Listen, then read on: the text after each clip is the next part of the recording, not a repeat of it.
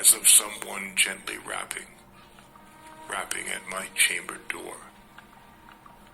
Hey everybody, this is Brian. Jason. And this is the Perfectly Screwed Podcast. And what you were all listening to was a poem, one of my favorites, by the way. In fact, we got them on the wall right here. Yeah. The Raven. The Raven by Edgar Allen Poe. I think one of the greatest, probably Gothic-type poems ever written. So that's who we're talking about today, Jason. Old Edgar. Edgar Poe. The guy reading it, that sounded like a phone sex operator. I did do that. He said, once upon the midnight dreary. While I pondered, weak and weary. Oh, I was pondering, baby. Your big, hard, throbbing cock. Lick the chocolate from my nipples as I ponder. Yeah, I was. Yeah, Edgar. Lick the poem from my nipples. Yeah. Okay, ladies and gentlemen, this is perfect segue into the old drinking game. If I fuck up a word, which, I've been doing really well, and I've been very proud of myself. I think the last episode I fucked up a couple times. But it was Germany and Nazis, and come on, man. You usually have at least one. What? I try not to. I really do. But if I fuck up a word, if I don't say a word correctly, if I stumble over my own tongue, please take a shot of your favorite alcoholic beverage. That's right. We promote alcoholism here on the Perfectly Screwed Podcast. Right. Fuck it.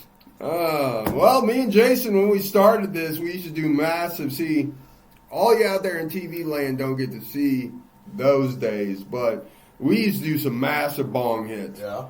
Like, we used to be so high by the end of the episode that we were barely coherent, which I think caused the problem of me stumbling over words. Yeah, probably. So, Edgar. Old Edgar, he was born on January 19th, 1809. And he died October 7th, 1849. Old Edgar liked some alcohol too, He was a little bit of a tipsier, a little bit of a drinker there. A little bit sucking back on Grandpa's old cough medicine. He was sucking some cough medicine. Right. He was also known pedo. Well, okay. You can't really be a pedo in 1849 because no one lived past 27. So, except for Edgar.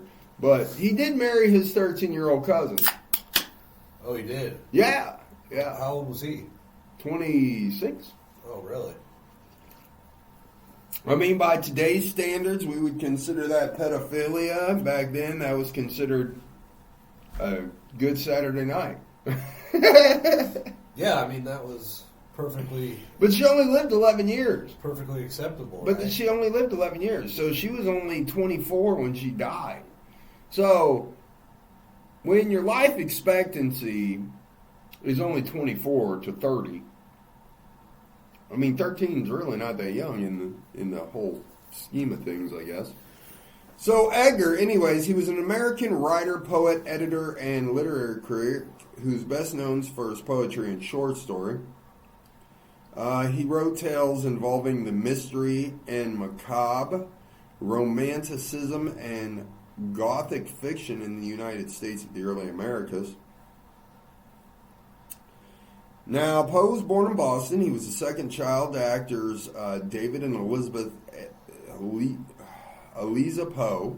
See, I'm really trying because I almost fucked up Eliza. His father abandoned the family in 1810. Which was pretty much probably standard practice back in the 1800s, Got tired of your wife and kids. You didn't have to get a divorce back then. You just said, deuces, bitch. I just have a side note, though. Oh, yeah, side notes. Female life expectancy. Yeah. This is kind of weird. In the 1800s? So from 1830 to 1834, this is female. 47.8 from 1830 to 1834. Oh, that was an old bitch. 47.8 yeah. years old. But from 1835 through 1839, it goes down 5 years. No shit. 42.3 years. And then goes down again from 1840 to 44 to 41.7. I wonder if there was a reason for that. Maybe some kind of tuberculosis outbreak. It has to be something. Yeah, some kind of influenza or something. Because from 30 to 44, it goes down 6 years. Yeah, that's weird. Huh. But yeah, I thought that was interesting. So, his father abandoned the family in 1810, and then his mother died a year later. He was born in 09. Yeah, he was born. He was born in 09. Dad dips at 1. His dad bounces at 1. His mom's dead at 2. He was taken in by John and Frances Allen of Richmond, Virginia, but they never formally adopted him. But he lived with them well into young adulthood. Poe attended the University of Virginia, but left after only a year due to a lack of money. He frequently quarreled with his adopted father over the funds needed to continue his education, as well as his massive gambling debt, because Poe was a bit of a gambler. Okay. Yeah. A little bit of a drinker, a little bit of a gambler. Poe liked the hard stuff. And he liked the sinful deeds, I'm telling you. He liked to fuck 13-year-old girls, too, clearly. Right. So he enlisted in the United States Army under the assumed name of Edgar A. Perry, where he published his first collection, Tamerlane and Other Poems, which were credited only to a Bostonian. Him and his father, adopted father, well, not technically adopted, but the guy who took him in, kind of came to terms. They retch a temporary and well, fuck me. We're gonna call that a shot. I have no idea what you're going for. Rapprochement. I couldn't figure out the word, dude. I'm sitting here and I was gonna say repreachment, and then I was like, no, that ain't right. And then my brain totally took a fart on it, and I said, you know what? It said I'm not going to speak today. Rapprochement. They got a temporary rapprochement. They made up. But that's a shot, ladies and gentlemen. Please take a shot of your favorite alcoholic beverage. So they got together,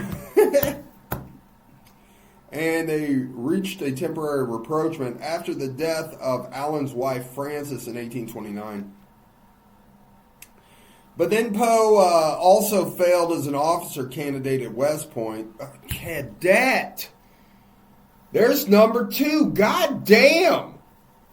Candidate. Yeah, it's cadet. Yeah, cadet. Yeah, there's no N in that word. That's shot number 2 if we're taking credit, folks. That's 2 in 5 minutes.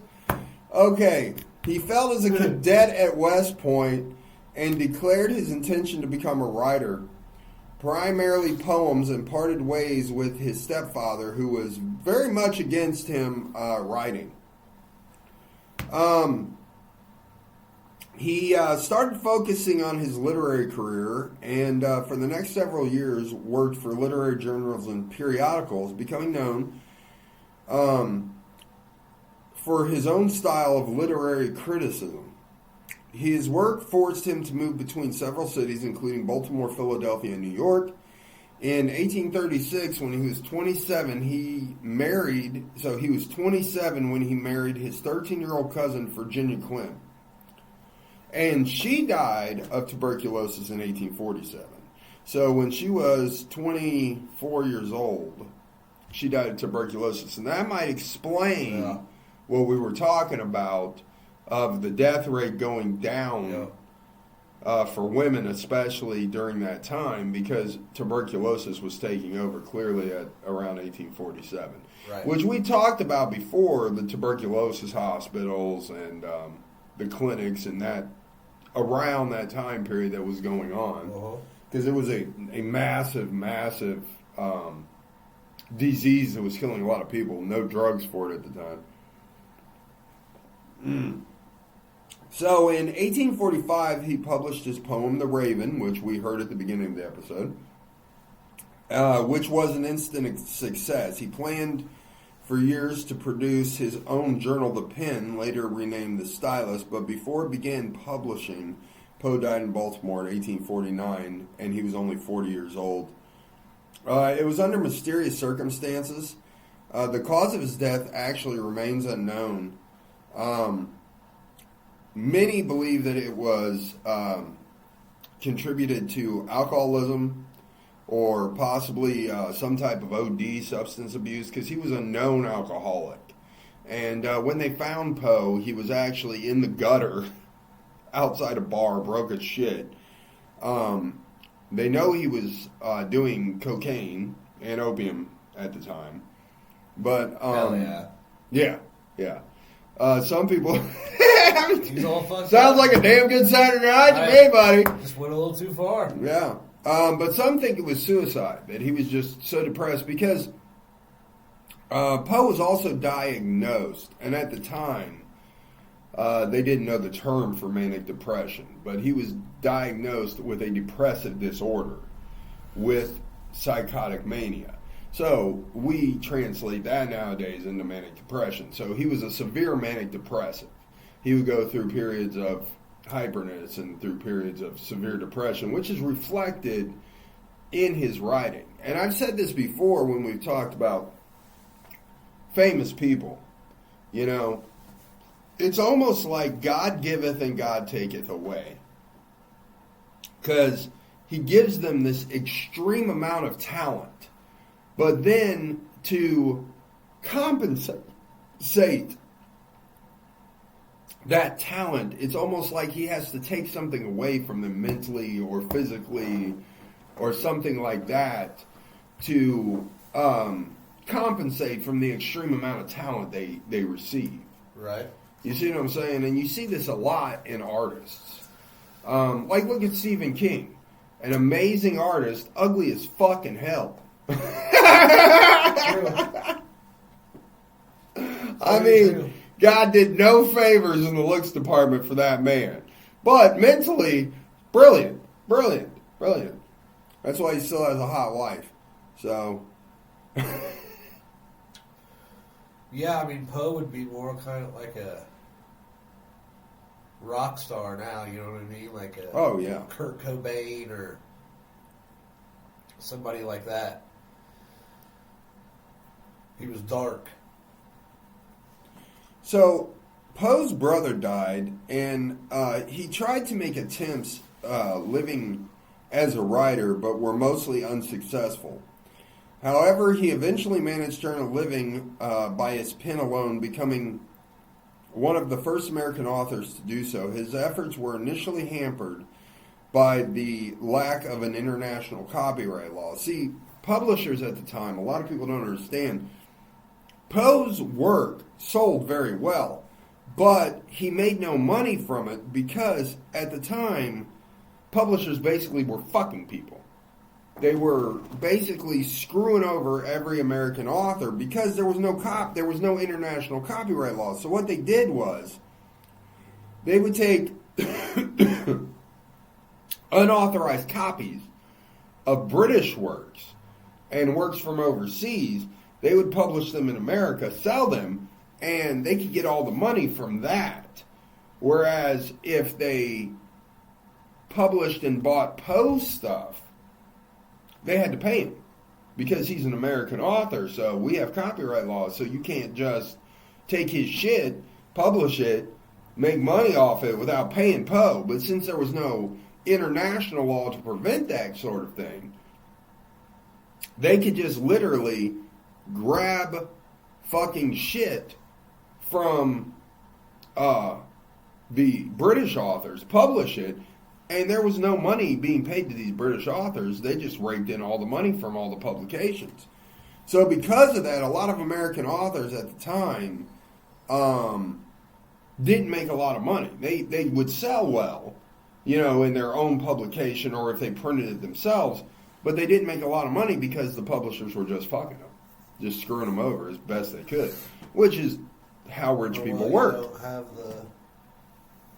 I mean, the publisher is the means of mass producing your shit. You know what I mean, right? Yeah, yeah.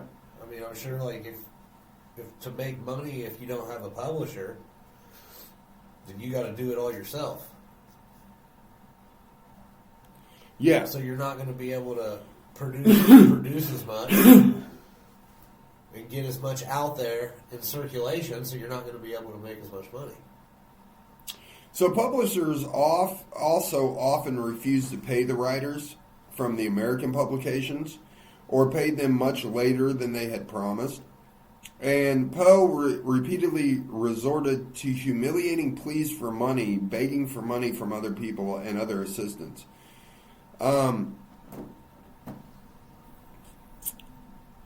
He finally got noticed in the Yankee magazine, and he placed a few stories with the Philadelphia publication, began work on his drama, The Politician, or Politician? Politian. Politician?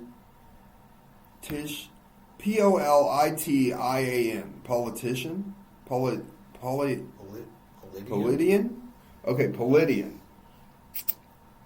That would be a shot, ladies and gentlemen, because that's the third one of the episode. I'm having a banger here. Oh, yeah. Yeah.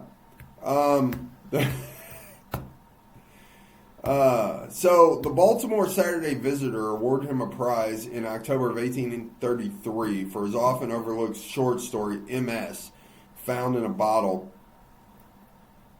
The tale brought him to the attention of John P. Kennedy, a Baltimorean. Whoo! Yeah, that almost was 4. Of considerable means, who helped Poe place some of his other stories and introduced him to Thomas W. White, editor of the Southern Literary Messenger in Richmond. So, then he became, in 1835, Poe became assistant editor of the Southern Motherfuck. I'm done. Okay, that's another shot. Never mind. He became the Southern Messenger editor, but he was discharged within a few weeks because he was drunk on the job. Edgar? Oh, Edgar. He became editor. They said, look, man, Look, Bob. You're stumbling all over the office. You're falling over chairs. Bastard. What the fuck? What the fuck, Poe? That's how I work. He said, so what do you mean, John? I ain't drinking. Right. Yeah. How do you think I gotta offset this cocaine somehow, Johnny? You want me high, you want me drunk. You gotta choose one or the other. Right. We can't have it both I gotta ways. balance it out, bub. Yeah. So he returned to Baltimore, where he obtained a license to marry his cousin Virginia. He was 26, actually, and she was 13, but they were actually married when he was 17 officially. Or 27 officially, and she was 14. But then White rethought about it after a little while, and he reinstated Poe after Poe promised to improve his behavior and stop drinking on the job. I'll just drink at home, right, Mr. White, sir. So he returned to Richmond in Virginia, with Virginia and her mother. He remained at the Messenger until January of 1837. Did I just fuck up again? 1837? I meant to say 37, but I said 37. Right. Would you consider? I don't know if that's a shot. That's a gray area. Well, no. We already got 4 in. We've had plenty. Yeah, we've had plenty. During this period, at this point, they're passed out. Yeah. Yeah. I don't know how you're sober at all. Yeah, you're just shot. like Poe. Take a shot if you can. Yeah, you're like Poe at this point. Right. Yeah, we don't want you winding up in the gutter dead from the cocaine and drinking overdose, guys. Yeah, please. We need please. you to hold down the job. God damn, I started this episode. 14-year-old cousins. Yeah. Don't fuck your 14-year-old cousin and get drunk and die. Right. All right, we don't want this for you. So he remained at the Messenger until 1837.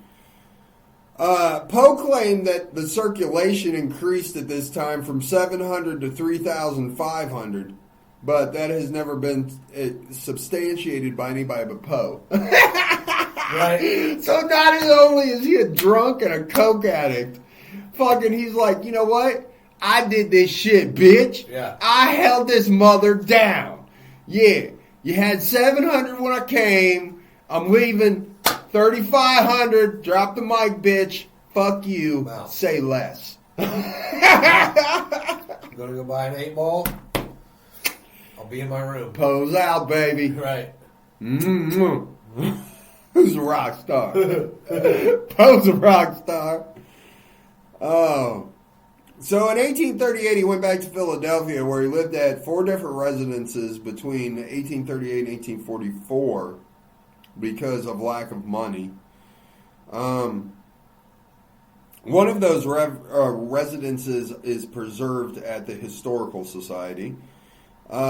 His only novel was also published that year, the narrative of author Gordon Pym of Nantucket, and it was widely received. So in the summer of 1839, he became assistant director of Burton Gentleman's Magazine. Sounds like a Playboy from 1839. Probably was. I don't know what it was. He published numerous articles and stories and reviews, enhancing the reputation he established as the messenger as one of the foremost literary critics in America.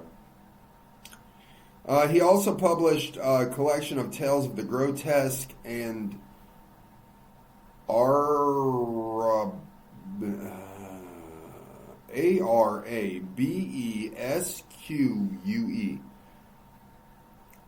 I have no idea. Arabesque? Okay. It was published in 2 volumes, though Poe received little attention from it, and the volumes received mixed reviews.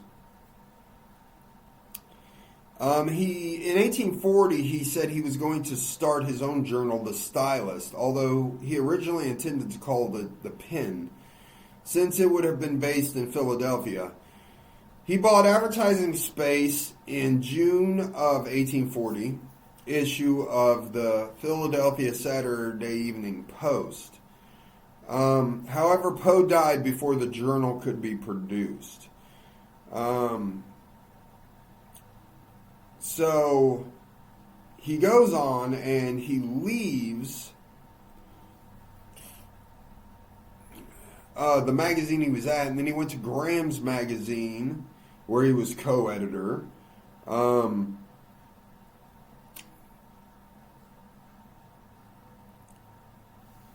And he said, while he was working at this magazine, which was called Graham's Magazine, he said, I can assert, without fear of contradiction, that no periodical ever witnessed the same increase during such a short period of time as when I worked at this magazine.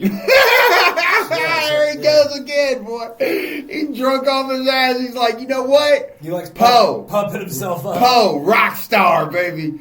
Poe. He's a fucking salesman. Nobody has ever seen, he's like Trump, but in the 1840s. No one's ever seen growth like this. Right. Never. Never seen growth like we have in such a short period in this magazine. Right. Pay me my money. He also tried to get a position in the administration of John Taylor, claiming he was a member of the Whig Party. He wanted to be appointed to the U.S. House of Customs in Philadelphia. However, Poe failed to appear at a meeting with Thomas to discuss the appointment in mid-September 1842, claiming to been sick, but they later found out he was drunk. Yeah, sick as fuck. Yeah, he was drunk. Yeah. So Poe was promised an appointment, but by the time he actually showed up sober, all positions were filled. He's a fucking alcoholic. He was supposed to go see the senator who was going to give him a position, but he's drunk off his ass. He's like, I'm a little under the weather here. Can't make it. Can't make it. So in 1842, Virginia showed the first signs of tuberculosis while singing and played the piano. And it broke a blood vessel in her throat. She only partially recovered. Poe is alleged to have begun to drink heavily due to the stress he suffered as a result of her illness. He left Graham's and attempted to find a new position. For a time again, angling for a government post, he finally decided to return to New York, where he worked briefly at the Evening Mirror. But before becoming editor of the Broadway Journal, and later he became the owner of the Broadway Journal, Poe then alienated himself from other writers by publicly accusing Henry Wadsworth Longfellow of plagiarism. And Longfellow never responded. He also said many other writers had absorbed his ideas and stole his ideas. Let's see. The Broadway Journal failed during Poe's ownership of it, and so he moved to Frodham, New York, in the Bronx. That was where actually he died, which was Edgar Allan Poe's cottage.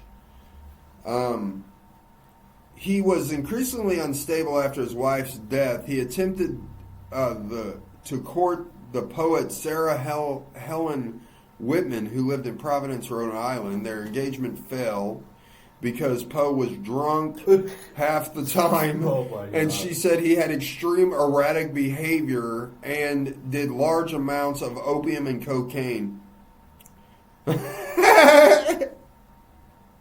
So, yeah. He's a drug addict. So, on October 3rd, 1849, Poe was found semi-conscious in Baltimore. He was in great distress in need of immediate attention. He was taken to a medical college where he died the next morning in 1849 at 5 a.m. He was not coherent long enough to explain how he came to be in the condition he was in and why he was wearing clothes that were not even his own.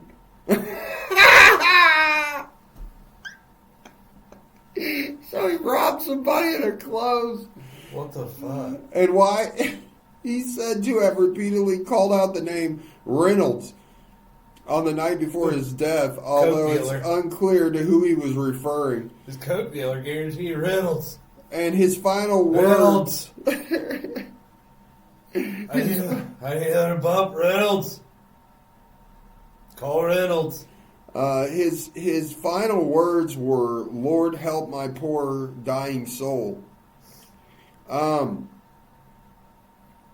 Actually, all medical records were lost of Poe during this time, and his death certificate was even lost. So they labeled it as congestion of the brain or cerebral inflammation, which was just like a common cause of death because they had no idea. Huh. So that's Edgar Allan Poe in a nutshell. He's a drug addict. He was a drug addict, Alcoholic. a severe alcoholic, but he was a rock star. I mean, you got to give it to him. I mean, you know, he did what he did. You know, he made a living writing. I mean, yeah. Well, sort of. I mean, he drank it and sniffed it and smoked it up his fucking head, but yeah. He's still a legend to this day, you know. Well, yeah, he's the one that invented the short. I mean, you can't take away from the man that, first of all, he wrote some of the best poetry ever written. He also invented the short story. Yeah. He also basically opened the door for all horror writers that we know today. I mean, he opened a door that at the time was not opened.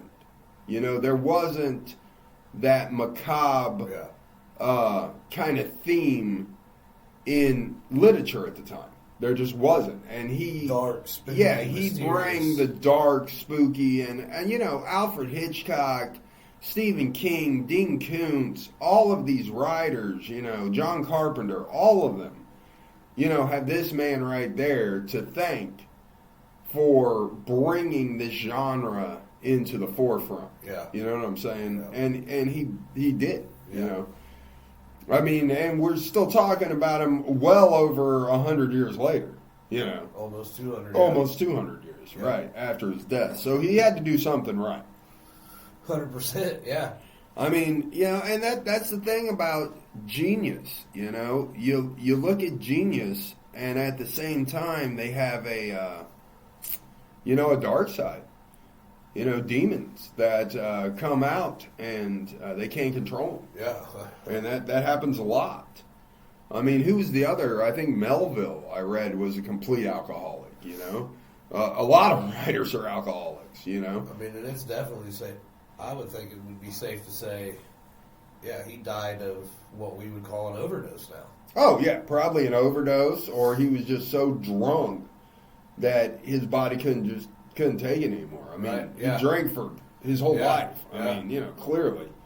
You know, so drunk he could barely go to his job half the time. So, Right. You know, at a certain point, your body just says, you know, fuck this shit, dude. Can't drink alcohol every day. I'm not dealing with your nonsense. And maybe his liver just said, fuck you, bub. You know, hey, you had a good run, but... Right. It's We're over, done. buddy. We're done. Yeah. Well, that was our episode on Edgar Allan Poe. Hope you liked it, and we will see you next time. Later.